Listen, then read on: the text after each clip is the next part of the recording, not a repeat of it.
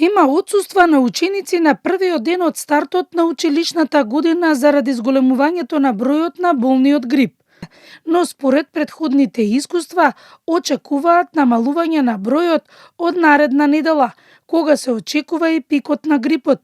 Пулмолозите објаснуваат дека училишните деца треба посебно да се внимателни со хигиената, редовно миење на рацете и бришење на работните површини и проветрување на училниците. 24 часа пред појавувањето на симптомите, па се некаде до 3-4 ден, и поред тоа што имаат симптоми, имуниот систем функционира кај тие особи и веќе количината на вирус е драстично намалена, но сепак тие секако едно 7 дена од почетокот на симптомите треба да носат маски, да внимаваат. Може да се зарази некој доколку допре инфективен материјал кој што се наоѓа на различни предмети, така да доколку се потоа фати за носот, очите или устата, може на тој начин да биде заразен, што како мерка неопходно потребно е децата особено и училишните и оние другите да си ги мијат рацете со цел да се намали можноста да се заразат. На клиниката за пулмологија има 8 хоспитализирани пациенти со грип.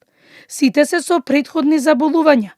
Хроничните заболувања во комбинација со грип даваат сериозна состојба од тешки пневмонии и кај тешки случаи сепса, која е причина за смрт. Она што многу е често е што во комбинација со грип се добива секундарна бактериска инфекција, која и по прележувањето на грипот останува и друга здравствена последица. Бактериска пневмонија, кога ќе почнат да искашлуваат и жолтеникав секрет, и во главном тоа се случува после неколку дена од привремено подобрување на клиничката слика. Бактериската секундарна пневмонија се јавува со повторно качување на температурата, повторно висока температура и кашлање со искашлување на жолтеникав, може би некојаш и гноев искашлок. Професорот Докиќ објаснува дека најдобра заштита од грип е вакцинацијата. Иако вакцинацијата заврши во октомври, граѓаните и сега може да се вакцинираат, бидејќи грипот ќе продолжи во наредните 2 месеци. Досега поради компликации од грип починаа 2 пациенти од клиниката за инфективни болести.